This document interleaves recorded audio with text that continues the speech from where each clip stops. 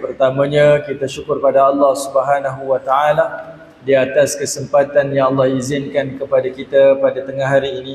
Sama-sama kita berada di dalam rumah Allah menantikan pelaksanaan solat Jumaat.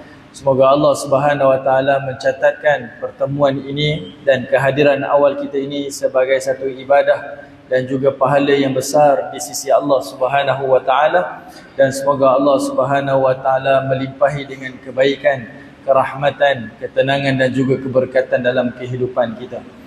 Dan semoga dengan ilmu yang bermanfaat akan menjadi bimbingan kepada hati-hati kita dengan taufik dan hidayah daripada Allah, seterusnya menerangi jalan-jalan kehidupan dunia ini dengan cahaya ilmu, sehinggalah kita kembali kepada Allah di negeri akhirat nanti dalam keadaan Allah menerima seluruh amal saleh yang kita lakukan, dan Allah juga mengampuni dosa-dosa yang telah kita lakukan, insya-Allah. Amin ya rabbal alamin. Baik, tuan-tuan yang dirahmati oleh Allah Subhanahu wa taala, insya-Allah untuk hari ini kita akan baca satu hadis daripada baginda Nabi sallallahu alaihi wasallam, dan hadis ini adalah dalam kategori hadis qudsi, iaitu hadis yang dilafazkan oleh baginda Nabi sallallahu alaihi wasallam dalam masa yang sama. Ia adalah hadis yang datang firman-Nya daripada Allah Subhanahu wa taala. Baik, iaitu hadis daripada riwayat Abu Daud dan juga At-Tirmizi dan Ibnu Hibban, dan hadis ini adalah dalam sanad yang sahih, diriwayatkan daripada Nu'aim bin Hammar radhiyallahu an. Beliau berkata, sami'tu Rasulullah sallallahu alaihi wasallam yaqul, aku telah mendengar Nabi sallallahu alaihi wasallam telah bersabda. Kata Nabi, yaqulullahu azza wa jalla, iaitu Allah Subhanahu wa taala telah berfirman. Kata Allah, ya bana Adam, la tu'jizni min arba'i raka'atin, wa fi riwayatin li-Tirmizi irka'li arba'a raka'atin. Iaitu kata Nabi sallallahu alaihi wasallam, Allah taala telah berfirman.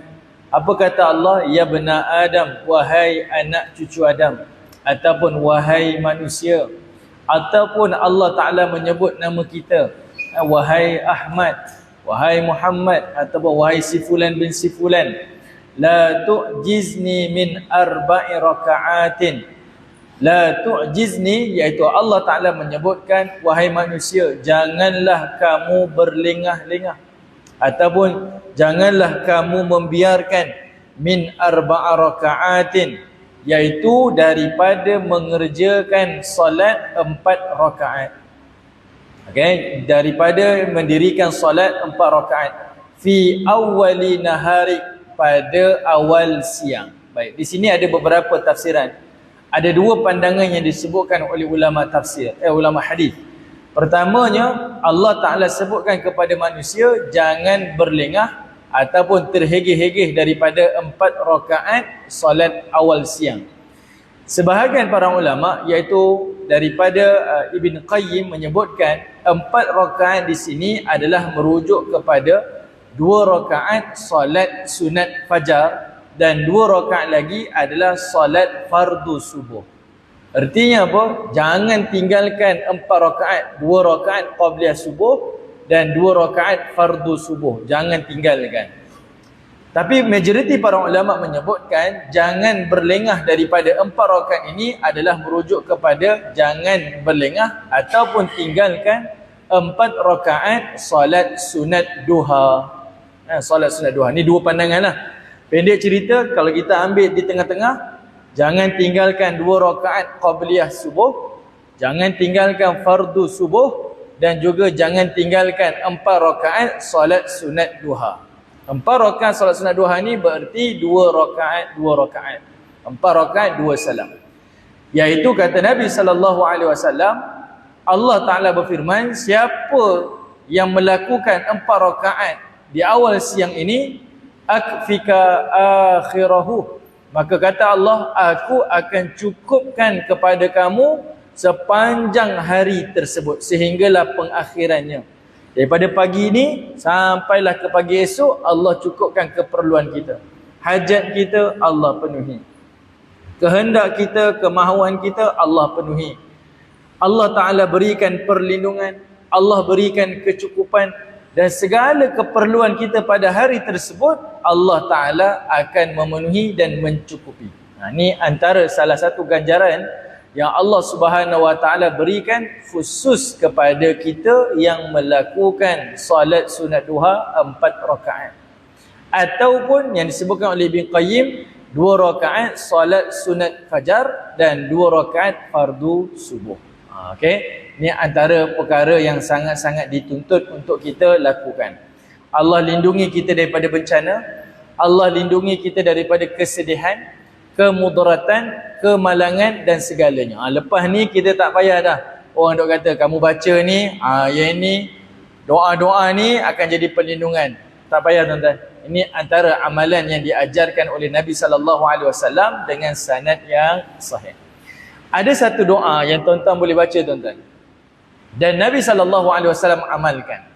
Apa dia? Iaitu Nabi sentiasa seringkali membaca a'udzu bikalimatillahi tammah.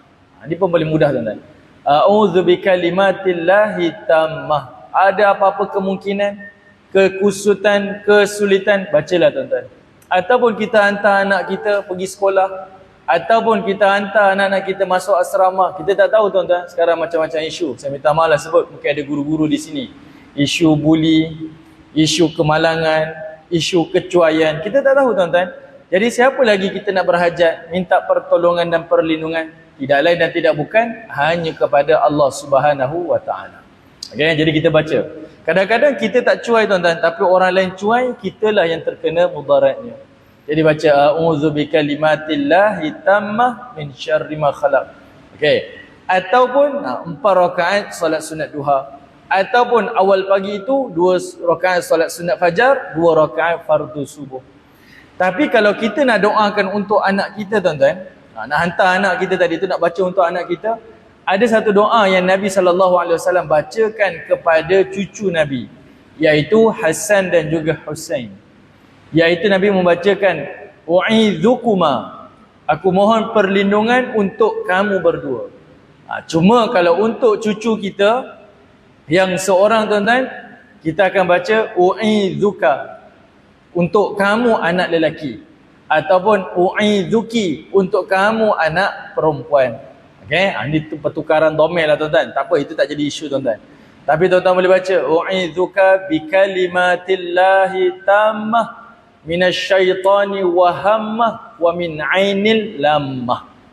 Okay, ini adalah perlindungan-perlindungan kepada anak-anak kita. Dan inilah doa yang dibacakan oleh baginda Nabi SAW kepada cucu-cucunya. Ataupun tuan-tuan, lagi mudah. Peninglah Ustaz, nak hafal banyak benda saya nak hafal ni. Banyak benda nak ingat. Ada lagi mudah tuan-tuan, iaitu membaca surah yang disebut sebagai surah Al-Mu'awizatain, 2 surah pelindung. Ini paling mudah tuan-tuan. Apa dia? Membaca Qul a'udzu birabbin nas dan juga membaca Qul a'udzu birabbil falaq. Dan ini yang disebutkan oleh Abdullah bin Mas'ud. Apabila para sahabat baginda Nabi SAW nak kumpulkan Al-Quran tuan-tuan, maka mereka himpunkan para sahabat yang menulis Al-Quran, yang mencatatkan Al-Quran. Abdullah bin Mas'ud menyebutkan Quran yang di dalam catatannya, simpanannya, dia kata ada 112 surah. Sedangkan para sahabat yang lain kata ada 114 surah. Tapi kata Abdullah bin Mas'ud, tak, dekat saya ada 112 surah saja, bukan 114. Bila disemak kepada Quran yang disimpan oleh Abdullah bin Mas'ud, dia menyalin daripada Fatihah, Al-Baqarah, dan dia terhenti pada surah Al-Ikhlas. Dia sampai Al-Ikhlas saja. Al-Falaq dan An-Nas tidak ada. Kenapa? Sebab kata Abdullah bin Mas'ud, dia menyangka Al-Falaq dan An-Nas itu adalah doa daripada Nabi SAW dan dia bukanlah surah daripada Al-Quran. Sampai tahap tu tuan-tuan. Abdullah bin Mas'ud, kalau kita tengok dalam peribadi dia, dia antara sahabat yang paling hampir dengan baginda Nabi SAW. Sebahagian sahabat menyangka Abdullah bin Mas'ud ni adalah saudara ataupun ahli keluarga Nabi. Sebab asal ke rumah Nabi je, mesti ada Abdullah bin Mas'ud. Ziarah rumah Nabi je, ada Abdullah bin Mas'ud. Peranan dia besar tuan-tuan. Jadi mereka Abdullah bin Mas'ud menyangka yang bacaan Al-Falaq dan An-Nas itu adalah doa daripada Nabi. Sebab itu kalau kita tengok tuan-tuan pada amalan harian Nabi, nak tidur adanya Al-Falaq An-Nas, bangun tidur adanya Al-Falaq An-Nas, selepas solat adanya Al-Falaq An-Nas. Kalau Nabi dalam keadaan kebimbangan, ketakutan, memohon pertolongan Allah, perlindungan Allah, Nabi akan baca Al-Falaq dan An-Nas. Sebab itu dia menyangka ini adalah doa daripada Nabi SAW. Namun Uqbah bin Amir, salah seorang daripada sahabat baginda Nabi SAW, menafikan. Dia bawa satu hadis daripada Nabi SAW menceritakan, kata Uqbah bin Amir, dia pernah solat jamaah dengan Nabi di dalam pemusafiran, dan kata Uqbah, Nabi pernah membaca Al-Falaq dan juga An-Nas di dalam solat tersebut. Maka bila disebut macam tu tuan-tuan, itu menandakan ia bukanlah doa. Sebab doa tidak akan dibaca di dalam solat, melainkan ia adalah surah daripada Al-Quran. Jadinya tuan-tuan, inilah amalan-amalan yang kita boleh lakukan. Kita nak dapatkan perlindungan, kita harapkan pertolongan daripada Allah, dan kita nak dijauhi daripada musibah. Bahkan Allah Ta'ala akan berikan kecukupan dan memenuhi keperluan-keperluan sepanjang hari kita. Apa dia tuan-tuan? Saya ulangi lagi sekali tuan-tuan. Antaranya, tuan-tuan boleh baca doa yang Nabi bacakan, A'udzu bikalimatillahi tammah, ataupun A'udzu bikalimatillahi tammah min syarri ma khalaq.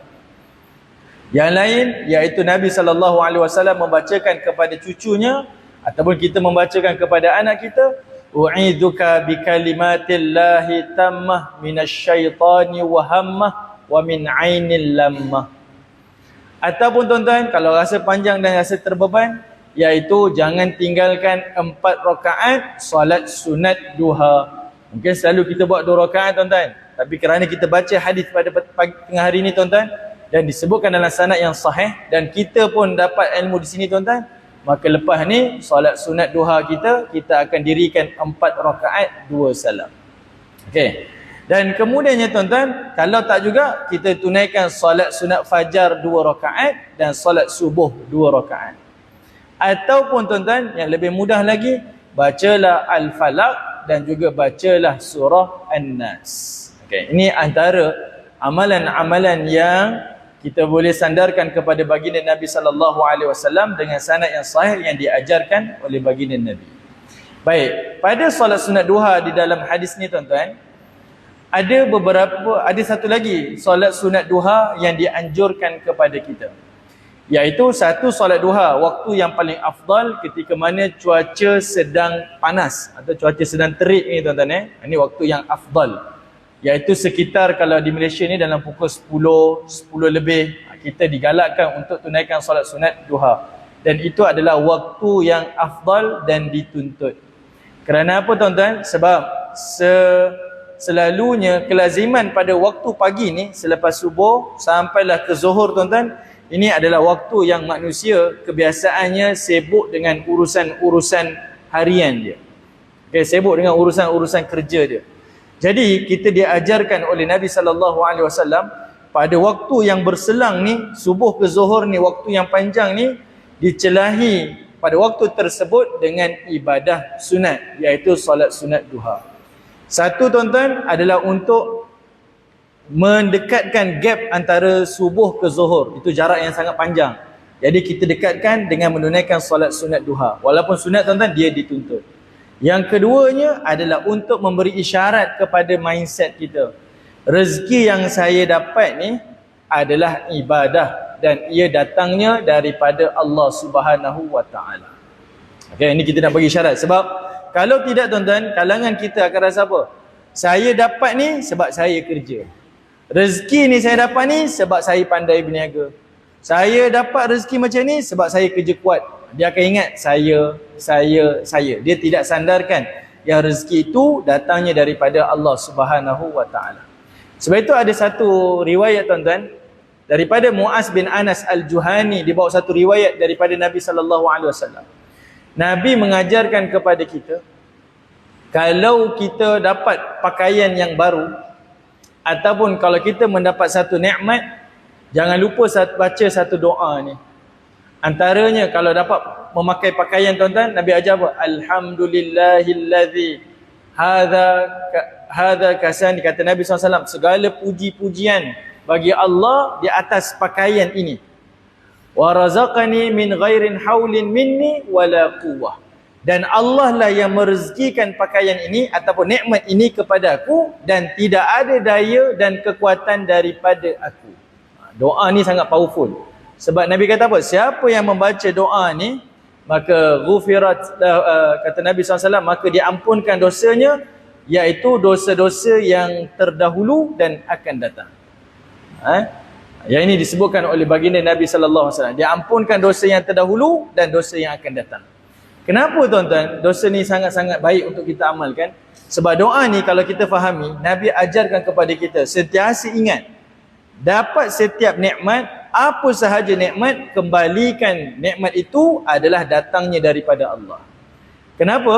Sebab kalau kita sedari nikmat yang kita dapat ni datangnya daripada Allah tuan-tuan, ia akan membantu kita untuk setiap kali bertambah nikmat, maka bertambahlah taat. Tambah nikmat, maka tambahlah ibadah kita kepada Allah. Sebab saya tahu datangnya nikmat ini daripada Allah, maka saya kena zahirkan rasa syukur dan gembira itu kepada Allah Ta'ala. Kalau kita hari ini tuan-tuan bertambah nikmat, bertambah jauh daripada Allah, sebenarnya mindset kita ataupun minda kita merasakan apa tuan-tuan? Nikmat yang saya dapat ni adalah daripada usaha saya. Yang ini kita tak boleh tipu tuan-tuan. Walaupun kita kata saya tahu nikmat ni datang daripada Allah, tapi tuan-tuan, minda kita dan dalaman kita ni kita seorang je tahu. Saya bagi satu contoh tuan-tuan. Contoh. Kalaulah kita daripada kecil tuan-tuan, hidupnya susah, kan, kita datang daripada keluarga yang sedikit sulit tuan-tuan. Dahulu kita nak sambung belajar tuan-tuan ke universiti ataupun ke asrama penuh, ayah kita sampai tompang kita ni nak pergi ke asrama daripada jiran kita. Mungkinlah yang muda-muda tak rasalah, tapi kalau yang tahun 80-an, 70-an, dia dapat rasa suasana tu, yang mana satu kampung, satu kawasan ada satu biji je kereta, 2 biji je kereta. Kita nak pergi mana-mana kena tompang kawan ni, tompang jiran ni, minta pertolongan daripada dia.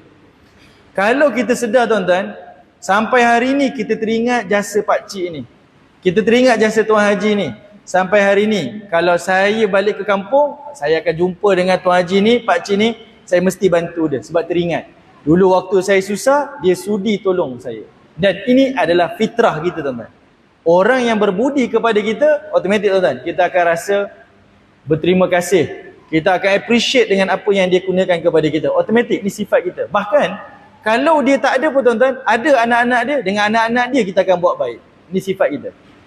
Bayangkan tuan-tuan, kalau dengan makhluk pun macam tu kita akan appreciate, kita akan ucap terima kasih, apatah lagi seorang hamba kepada Tuhannya. Saya tahu saya dapat nikmat ni sebab Tuhan yang beri. Automatik tuan-tuan, kita akan sentiasa jaga diri kita untuk lakukan apa yang diperintahkan kepada kita. Kalau kita tahu nikmat yang saya dapat ni datang daripada dia. Tapi sebabkan kita tak rasa macam tu, nikmat yang saya dapat ni sebab usaha saya, kepandaian saya, sijil-sijil pendidikan saya. Kalau kita rasa macam tu tuan-tuan, itulah yang selalu kita rasakan. Tambah nikmat, tambah jauh daripada Allah.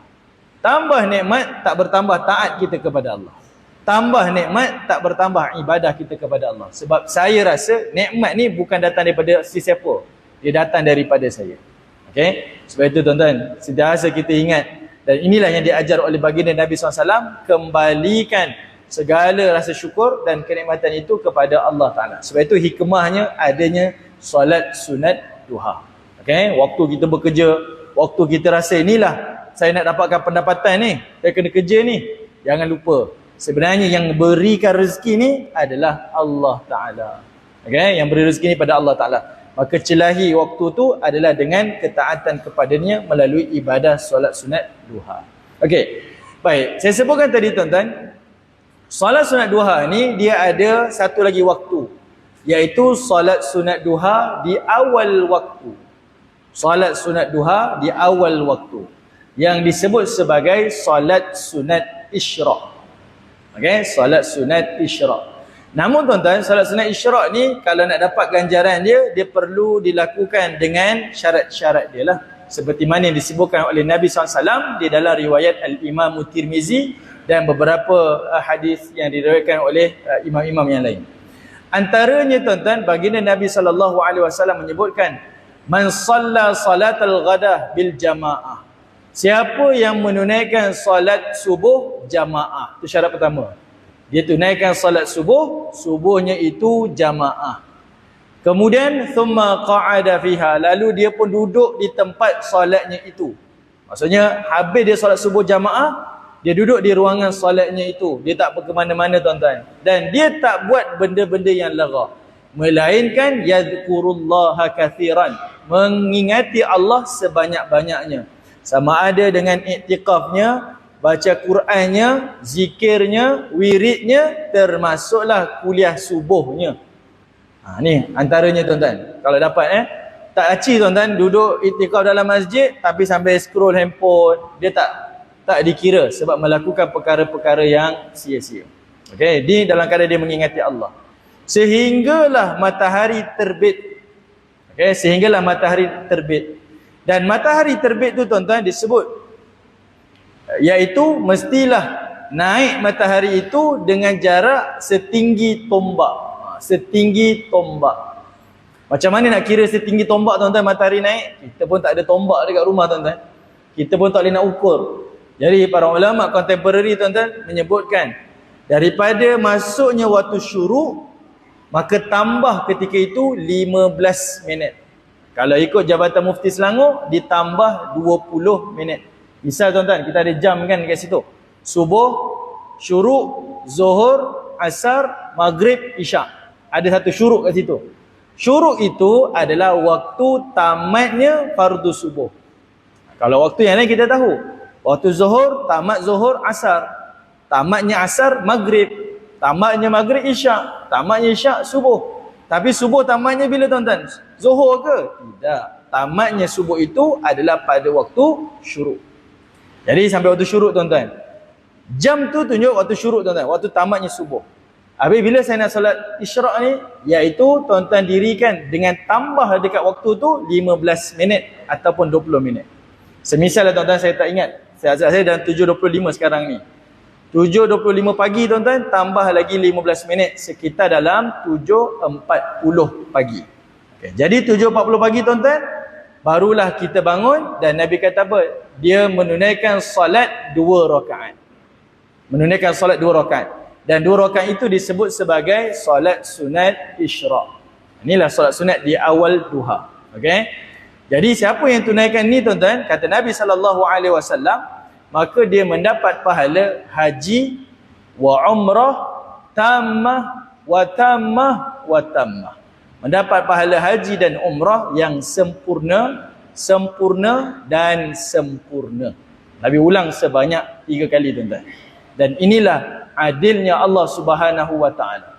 Orang yang duduk di Mekah mungkin dia boleh buat haji dan umrah. Orang yang duduk di Madinah boleh jadi dia akan pergi ke Masjid Quba dan mendapat pahala umrah. Tetapi bagi kita yang mungkin tak berkesempatan, tidak diberikan rezeki oleh Allah sampai ke bumi Haramain, adilnya Allah Ta'ala ada ibadah yang Allah Ta'ala akan kurniakan kepada kita ganjaran sebesar itu, iaitu solat subuh jamaah, duduk di tempat solat kita dengan wirid dan zikir kita kepada Allah, ataupun bacaan Quran, ataupun kuliah subuh kita. Lalu waktu isyraq kita pun tunaikan solat sunat isyraq 2 rakaat. Lalu kita pulanglah tuan-tuan. Maka dapatlah pahala haji dan juga umrah yang sempurna, sempurna dan sempurna. Bagi kita tuan-tuan yang bekerja, mungkin kita tak ada kesempatan, sibuk uruskan anak sekolah, sibuk uruskan itu dan ini. Kita boleh lakukan tuan-tuan paling tidak hujung minggu kita. Hujung minggu kita tuan-tuan. Tak dapat setiap hari, seminggu sekali. Tak dapat sebulan sekali. Tak dapat setahun sekali. Tak dapat seumur hidup sekali pun jadilah. Okey? Tapi tuan-tuan, kalau kita rasa saya ini terlalu sibuk, tak tahulah terlalu sibuk ataupun menyibuk, kita boleh amal satu zikir yang diajar oleh Nabi SAW kepada isteri Nabi, iaitu bernama Juwairiyah. Juwairiyah isteri Nabi SAW terkenal sebagai ahli ibadah. Dan dia duduk di ruangan solatnya di dalam rumah Nabi itu daripada sebelum Nabi pergi solat subuh di Masjid Nabawi, Sampailah Nabi pulang ke rumah tuan-tuan, Juwairiyah ni masih lagi duduk di ruangan salatnya itu, beribadah, berzikir kepada Allah Ta'ala.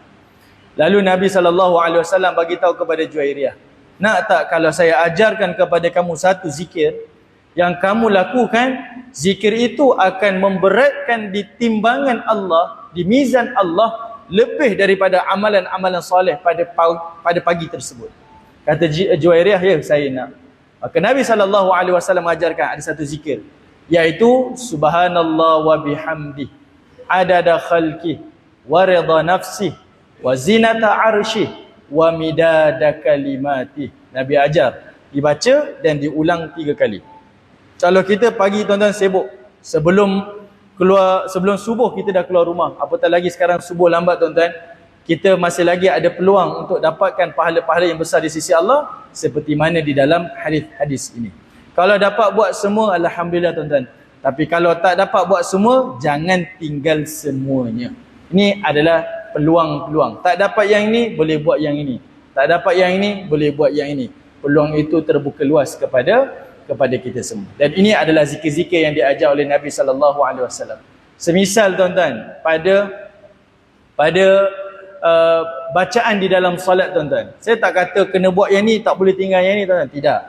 Ni adalah pilihan yang Nabi SAW, sebab keadaan kita tak sama, kesulitan kita tak sama, rutin harian kita tak sama tuan-tuan.